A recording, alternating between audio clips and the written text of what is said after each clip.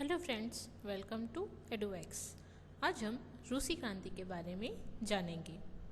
प्रथम विश्व युद्ध की समाप्ति के साथ ही यूरोप में क्रांतिकारी लहर उठने लगी, जिससे कई राजघरानों तानाशाही व्यवस्था को उखाड़ फेंका। इसी में यूरोप के परिवर्तन के क्रम में महत्वपूर्ण रूस की क्रांति को आज हम समझेंगे। पिछले अध्याय में हमने पढ़ा कि प्रथम विश्व युद्ध की शुरुआत कैसे हुई, कौन कौन से देशों ने इसमें शामिल हुए, युद्ध होने के कारणों को जाना और युद्ध के पश्चात विभिन्न देशों में बदलावों को समझा। तो इसी में हमें अभी सबसे महत्वपूर्ण बदलाव और इसके कारण रूसी क्रांति को आज समझेंगे। तो आज के लेक्चर में हम रूस की क्रांति क्यों हुई, क्रांति के पूर्व और बाद में रूस में क्या क्या बदलाव आए, सोवियत का निर्माण के साथ रूस का सोवियत रूस में परिवर्तन कैसे हुआ और इसमें महत्वपूर्ण लेनिन की क्रांति जो रूस के इतिहास में सबसे महत्वपूर्ण है और इसके पश्चात रूस में विभिन्न वर्गों का विकास कैसे हुआ, इन सबको जानेंगे। तो हम पिछले अध्याय में पढ़ ही चुके हैं कि प्रथम विश्व युद्ध कब से कब तक हुआ था, 1914 से 1919, जिसमें संपूर्ण विश्व दो गुटों में बटा था, जिसमें एक ओर थे ऑस्ट्रिया, जर्मनी, तुर्की साम्राज्य, तो दूसरी ओर वहीं ब्रिटेन, फ्रांस, रूस, अमेरिका इस युद्ध में भाग ले रहे थे। लेकिन क्या हुआ, 1919 के आते तक ये इसमें समाप्त हुआ, विभिन्न देश इसमें से हटने लगे। तो इसी के साथ ही क्या हुआ, संपूर्ण विश्व में एक परिवर्तन की लहर उठी, जिससे इसमें अनेक देशों में लोकतांत्रिक सरकारों की स्थापना हुई। इसी के क्रम में 1917 में रूस की क्रांति हुई, जिससे सम्राट जार निकोलस को अपनी गद्दी छोड़नी पड़ी। इसी तरह ऑस्ट्रिया, हंगरी, बुल्गारिया, तुर्की में भी बदलाव देखे गए। जर्मनी में वाइमर संविधान का निर्माण हुआ। इसी के साथ तुर्की में ओटोमन सुल्तान की जगह मुस्तफ़ा कमाल अतातुर्क की लोकतांत्रिक शासन स्थापित हुई।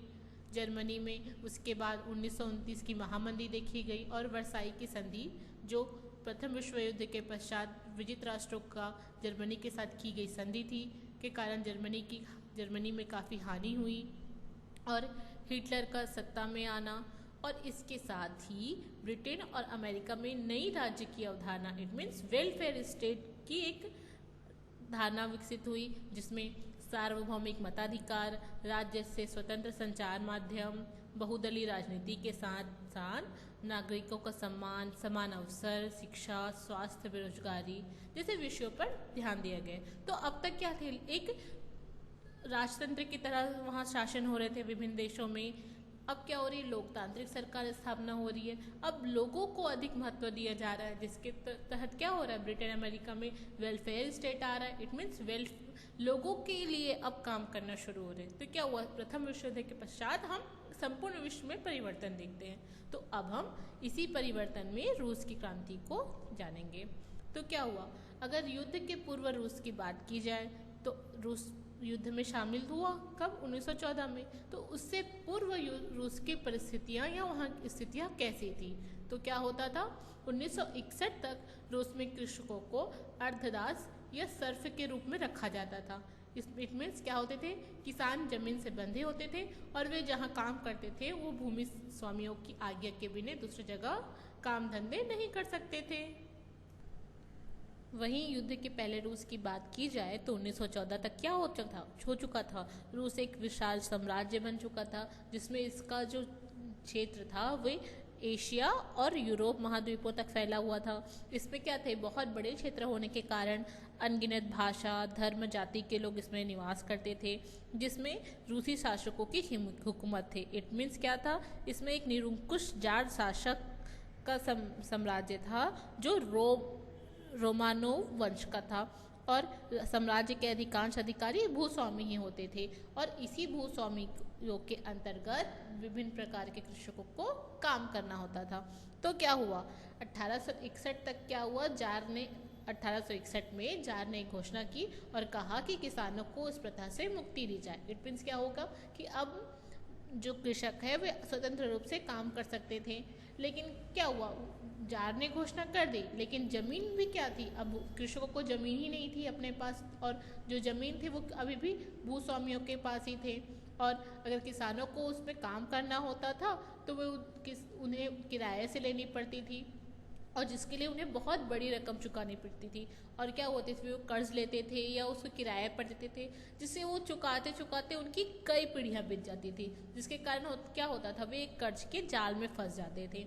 तो इन परिस्थितियों के कारण क्या हो रहा है, किसान अपने जमीन को या कृषक कार्य छोड़कर वो क्या हो रहा है, अब वो शहरों की ओर पलायन करने लगे।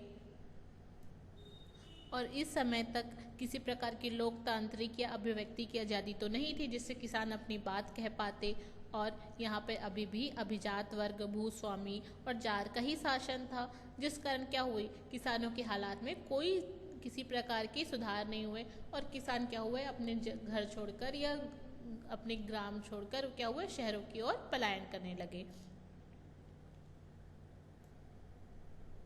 हम ये तो जानते हैं कि औद्योगिकरण की शुरुआत ब्रिटेन से हुई, और इसी के आगे 1880 के बाद औद्योगिकरण की शुरुआत रूस में भी हुई। रूसी शासक आधुनिक उद्योगों के महत्व को समझने लगे, और वे अपनी सेना के लिए आधुनिक हथियार, रेल मार्ग चाहते थे, जिससे वे क्या हुए, बड़े बड़े कारखाने स्थापित करने लगे।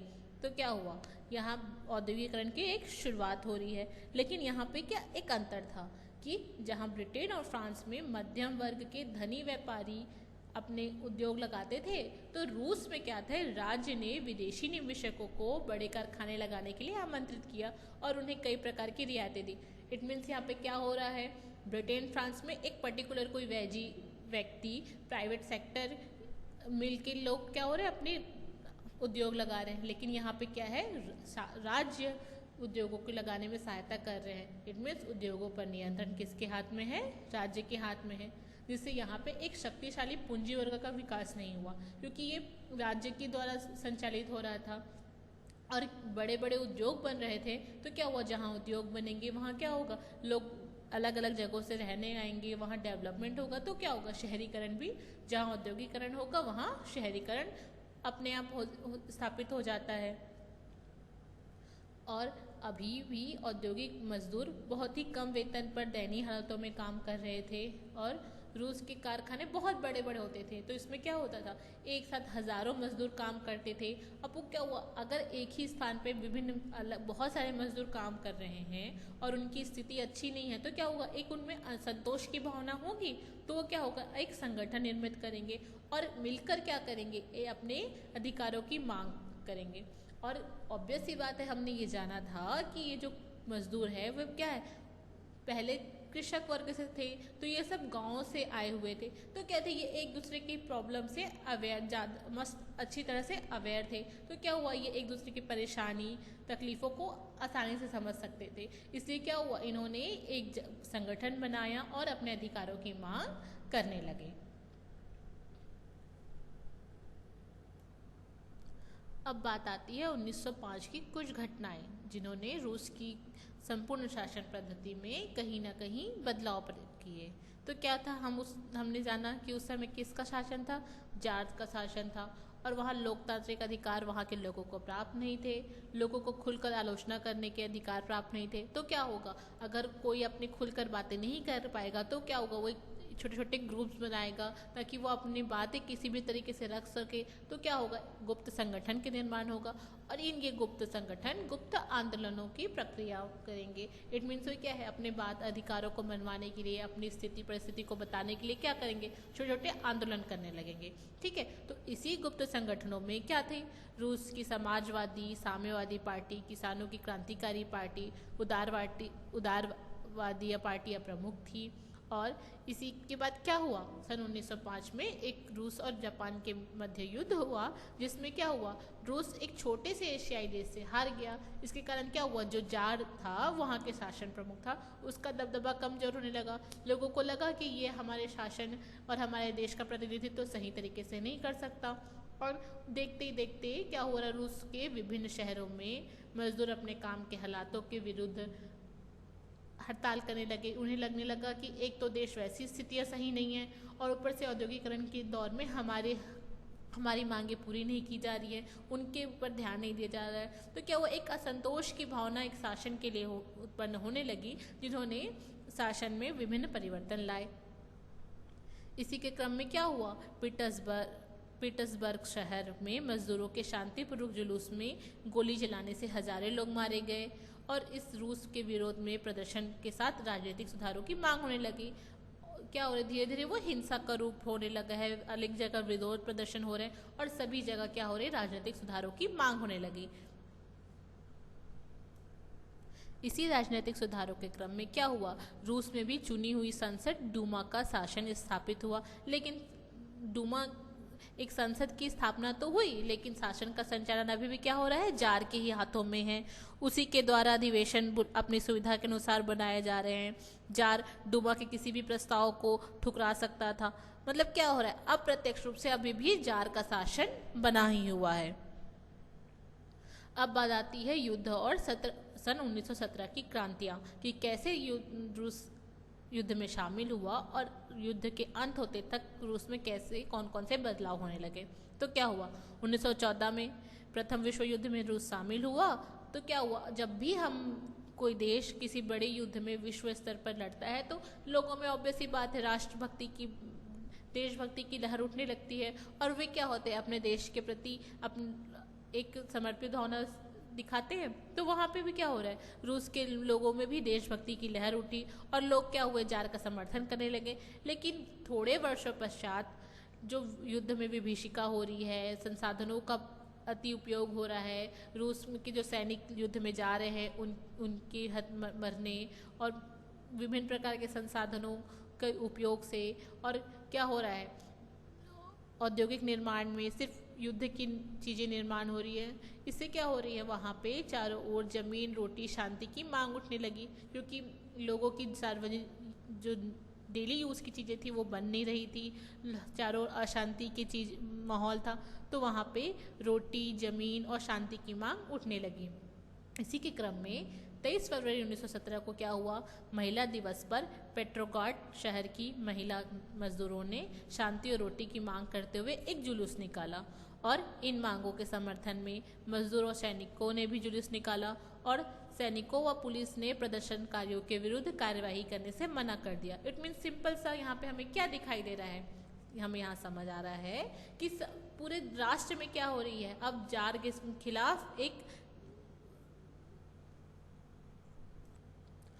के खिलाफ एक असंतोष की भावना उत्पन्न होने लगी है, चारों ओर अशांति फैल रही है और इसी के क्रम में कारखानों में भी विभिन्न सभाएं हो रही हैं और क्या हो रहे हैं, लोग अब जो मजदूर हैं वो एक संगठन बनाकर अपने लिए प्रतिनिधि चुन करके भेज रहे हैं जो विभिन्न अपनी मांगे उठा सके।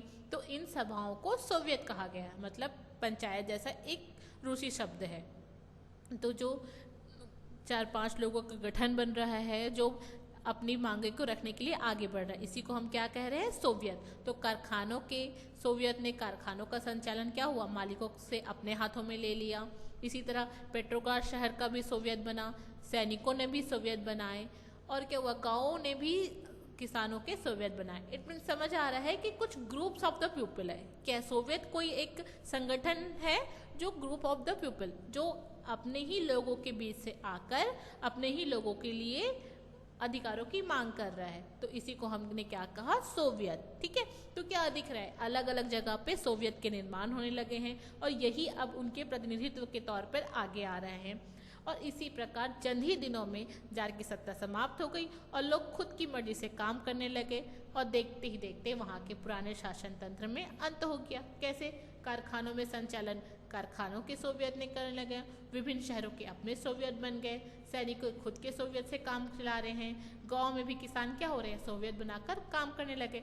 तो इससे हमें समझ आ रहा है कि अब जार के शासन का कोई भी तर्क नहीं रहा, अब क्या हो रहा है, सभी जगह सोवियत के माध्यम से शासन चल रहा है।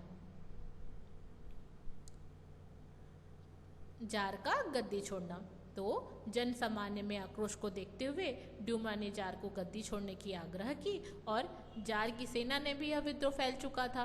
तो क्या हुआ, अंत में 2 मार्च 1917 को जार ने गद्दी छोड़ी और ये डेट कब था? 2 मार्च 1917। लेकिन अगर वर्तमान कैलेंडर की बात की जाए तो 15 मार्च। इट मीन्स क्या होता था, रूस के कैलेंडर और आधुनिक कैलेंडर के बीच 13 दिनों का हमेशा से अंतर रहा।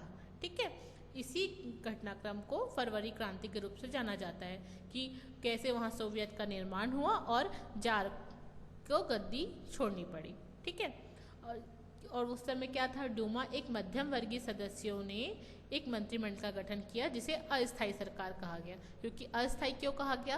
क्योंकि इसमें कहा गया कि कुछ समय पश्चात मतदान प्रक्रिया के द्वारा संविधान निर्माण होगा और उसके नियमानुसार नई सरकार का गठन किया जाएगा, इसलिए इसको अस्थायी सरकार कहा गया। तो रूस की संसद को क्या कहते थे उस समय? डूमा कहा जाता था, जो आज भी कहा जाता है। अब हम आते हैं लेनिन और अक्टूबर क्रांति पर। तो उस समय क्या हुआ, जार शासन की समाप्ति के पश्चात अस्थायी सरकार बनी और उन्होंने क्या कहा था कि हम संविधान सभा का गठन करेंगे। तो यह सरकार न लोगों की समस्याएं हल करने में कारगर रही और न ही इसने संविधान सभा का गठन किया। तो इसी बीच क्या हो रहा है, एक साम्यवादी व्लादिमीर लेनिन की नेतृत्व वाली बोल्शेविक पार्टी ने मजदूरों व सैनिकों के बीच अस्थायी सरकार के विरुद्ध प्रचार शुरू कर दिया। और इनका मानना था कि जो सोवियत है, जिनके पास वास्तविक शक्ति थी, को ही सत्ता में आना चाहिए और उनकी नेतृत्व किसको करनी चाहिए? बोल्शेविक पार्टी को करना चाहिए। सिंपल सा क्या हो रहा है कि सोवियत के सरकार का निर्माण होना चाहिए। और इसी बीच अक्टूबर 1917 को बोल्शेविक पार्टी के नेतृत्व में पेट्रोग्राड सोवियत ने अस्थायी सरकार को हटाकर क्रांतिकारी सरकार का गठन किया। तो हमने क्या जाना कि अक्टूबर 1917 में बोल्शेविक पार्टी के नेतृत्व में सोवियत सरकार की स्थापना हुई और लेनिन की नई सरकार ने घोषणा की कि शांति संबंधित ऐलान, जिसमें युद्ध विराम और लोकतांत्रिक शांति की अपील की गई। दूसरा, जमीन संबंधी ऐलान, जिसमें भूस्वामियों को की जमीन का राष्ट्रीयकरण कर और किसानों को जमीन वितरण का निर्णय लिया गया। इसमें कहा गया कि जो भूस्वामियों के हाथ में जमीन है उसको सरकार लेगी और अलग अलग किसानों में उसका वितरण करेगी, ताकि किसानों को अपनी ही जमीन पर कृषि करने का मौका दिया जाए। किसानों, मजदूरों को उनके क्षेत्र संबंधित अधिकार दिए गए, क्योंकि जो सोवियत थे इन्हीं से बनकर आए थे। इसके साथ ही रूस में ऐलान किया गया कि जार शाही के तहत जो भी राष्ट्र रूसी साम्राज्य में शामिल किए गए थे वे अब स्वतंत्र हैं और अपनी मर्जी से तय कर सकते हैं कि वे रूस के साथ रहना चाहते हैं या स्वतंत्र होना चाहते हैं। तो इसी के क्रम में क्या हो रहा है, फिनलैंड, लटेविया, इस्टोनिया, यूक्रेन जैसे छोटे छोटे देश क्या थे, स्वतंत्र हुए। और रूस ने जर्मनी से भी मार्च 1918 में एक समझौता करके युद्ध समाप्ति किया। इट मीन्स क्या हुआ, रूस अब उस 1918 में प्रथम विश्व युद्ध से बाहर हो गया। लेकिन क्या हुई, जो लेनिन की जो नीतियां थी और उसके अंदर रूस में जो कार्य कर रहे थे, उससे 1918 से 1920 के बीच रूस में सरकार के खिलाफ गृह युद्ध शुरू होने लगा और 1922 तक जो पुराने साम्राज्य कई हिस्सों से स्वतंत्र हो गए थे, रूस के साथ से हट गए थे, वे अब रूस में आकर मिल गए। तो अब क्या हो गया, रूस अब USSR, it means Soviet Samajwadi देशों का संघ बन गया। सोवियत क्यों? क्योंकि यहाँ जो शासन पद्धति थी वो सोवियत के माध्यम से चल रही थी। और समाजवादी देश क्यों? क्योंकि यह अब एक समाजवादी अवधारणा पे काम कर रही थी और ये विभिन्न देशों का संघ था, विभिन्न देशों के द्वारा मिला हुआ देश बना था, इसलिए इसे क्या कहा गया, सोवियत समाजवादी देशों का संघ।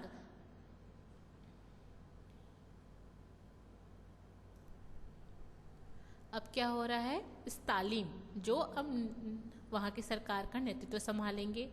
1924 में लेनिन की मृत्यु के बाद जोसेफ स्टालिन ने नेतृत्व संभाला और कुछ ही वर्षों में वह साम्यवादी पार्टी और सोवियत रूस का सर्वशक्तिमान नेता बन गए।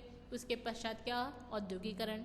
क्रांति के बाद रूस में सारे बैंकों, कारखानों, खदानों को सरकारी संपत्ति घोषित कर दिया गया और निजी संपत्ति खत्म कर गई। इट मीन्स क्या हो रहा है, सभी का राष्ट्रीयकरण कर दिया गया है। सभी जो संपत्ति थी, कारखाने हो, बैंक हो, खदान हो, सबको क्या हुआ, सरकार ने अपने हाथों में ले लिया। और 1928 से सोवियत रूस में नियोजित विकास की शुरुआत हुई, जिसमें औद्योगिकरण पर विशेष जोर था। नियोजित विकास इट मीन्स क्या हुआ, उसमें कुछ प्लान्स बना दिए जाते थे कि इस प्लान्स के अकॉर्डिंग हम काम करेंगे, इस सेक्टर्स पे हमें प्रायोरिटी देनी है, इस सेक्टर्स के लोगों के हमें काम करने हैं, जो सरकार के पैसे जाएगा वो किस वे में किस सेक्टर्स के लिए जाएगा, इसी को क्या कहा गया, नियोजित विकास। और इसी पे रूस में अब शासन किया जाने लगा और इसके लिए धन और तकनीकी विशेषज्ञों का अभाव था। तो क्या हुआ, विदेशों से मदद लेने लगी और देश के संसाधनों उद्योग में लगाए जाने लगे। मजदूरों को वेतन कम कर दिया गया, किसानों पर अतिरिक्त कर लगाए गए। क्यों? क्योंकि उन्हें विदेशों से विशेष तकनीकी सहायता लेनी थी, जिसके लिए धन की आवश्यकता थी। तो क्या हो रहा है, अब वो किसानों पर ही अधिक कर लगा रहे हैं, मजदूरों के वेतन में कटौती कर रहे हैं ताकि धन का अधिक से अधिक उपार्जन किया जाए, और जिससे 1940 तक सोवियत संघ एक ताकतवर औद्योगिक देश बन गया। अब हम पढ़ेंगे कृषि का समूहीकरण। 1917 के बाद भूस्वामियों की जमीन किसानों के बीच वितरित होने से अधिकांश कृषक मध्यम दर्जे के किसान बन गए और कुछ बड़े किसान वर्ग भी उजागर हुए। क्या हुआ, पहले क्या थे, भूस्वामियों के हाथ में कृषि भूमि थी, तो अब उस जार के शासन के बाद क्या हुआ था, भूस्वामियों की जमीन को लेकर उन विभिन्न किसानों में वितरित कर दी गई थी। लेकिन स्टालिन ने कृषि क्षेत्र में भी भारी बदलाव की पहल की। किसानों से कहा गया कि वे अपने अपने खेतों को मिलाकर विशाल सामूहिक फार्म बनाएं ताकि बड़े पैमाने पर खेती किया जा सके। क्या था, आप छोटे छोटे जगहों पे खेती मत करो, 4-5 लोग मिलकर एक समूह बनाओ और उसके साथ काम करो। ऐसा उन्होंने नई नई पद्धति लगाई, खेतों में मशीन अन्य आधुनिक तरीकों का उपयोग किया। अधिकांश छोटे और मध्यम किसान इसके लिए तो तैयार हुए, लेकिन क्या हुआ, बड़े किसान थे वे अभी भी इसके लिए तैयार नहीं हो रहे थे। कुछ वर्ष रूस की कृषि संकटग्रस्त रही, क्योंकि कहीं उत्पादन अच्छा हो रहा था, कहीं उत्पादन अच्छे से नहीं हो रहा था। फलस्वरूप क्या हुआ, 1932-34 के बीच भीषण अकाल पड़ा, लाखों लोग भूखमरी के मारे मर गए। लेकिन 1936 तक कृषि के सामूहिकरण पूरा हुआ और रूस में निजी खेती लगभग समाप्त हो गई। इट मीन सभी को क्या हो गया, सार्वजनिक खेती, सामूहिक खेती के रूप के लिए विकसित किया गया, सभी को इसके लिए रेडी किया गया। तो 1936 तक आते तक ये हो गया, तो उत्पादन भी क्या होगा, अब अच्छे से होगा। तो क्या हुआ, वहाँ कृषि क्या करेगी, बूम करेगी। इसलिए 1937 के बाद कृषि का तेजी से विकास हुआ और वह औद्योगिकरण का फायदा उठाते हुए अपनी उत्पादकता को तेजी से बढ़ा सका। तो हमने जाना कि कैसे 1940 तक वो औद्योगिक रूप से बहुत अच्छे से उभर के आया, कृषि क्षेत्र में उसने बहुत काम कर लिए। तो क्या हो, अब रूस क्या है, वो विश्व इतिहास में या विश्व में एक शक्तिशाली राष्ट्र के रूप में उभर कर आ रहा है। तो बात की जाए रूस की क्रांति के प्रभाव की, तो ऑब्वियस ही बात है, इसने रूस में तो बदलाव किया ही, लेकिन विश्व में भी अनेक बदलावों को दिखाया। जैसे पहली बार इतिहास में अभिजात भूस्वामी, पूंजीपति, व्यापारी व शाही दरबारियों के बिना गरीब मजदूरों व किसानों ने एक नए समाज की रचना की, बिल्कुल जिसको हम सोवियत के रूप में देख ही चुके हैं।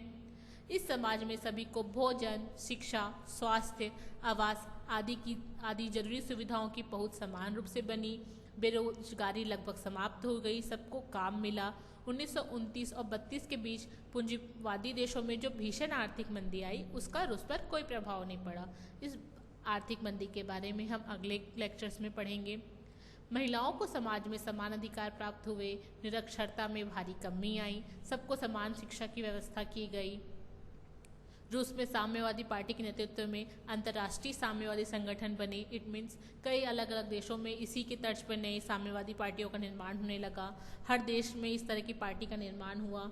इसके आंदोलनों के दबाव से हर देश में मजदूरों के कल्याण व किसानों को जमीन पर अधिकार देने के लिए और ठोस व्यवस्थाएं बनी। तो क्या हो रहा है, एक जगह से शुरुआत हुई, लेकिन इसका प्रभाव अनेक देशों पे दिखाई दे रहा है। तो आज हमने रूस की क्रांति को समझा, रूस की शुरुआत कैसे हुई, जार शासन का अंत कैसे हुआ, लेनिन की क्रांति को जाना। तो इन्हीं आधारों पर अब हम इन प्रश्नों का उत्तर देने की कोशिश करेंगे। पहला, लेनिन का जमीन संबंधी ऐलान में क्या कहा गया था। दूसरा, रूस में 1861 से 1940 के बीच किसानों की स्थिति में क्या क्या परिवर्तन आए? ड्यूमा का अर्थ क्या था? चौथा, रूस में किसानों की दास्ता कब और किसने समाप्त की? पांचवा, सोवियत का अर्थ क्या था और इसने कैसे रूस की राजनीति में परिवर्तन लाए? छठवां, रूस में औद्योगिकरण पर एक संक्षिप्त टिप्पणी लिखिए। सातवां, रूस में से बीच लोकतांत्रिक विकास की समीक्षा कीजिए।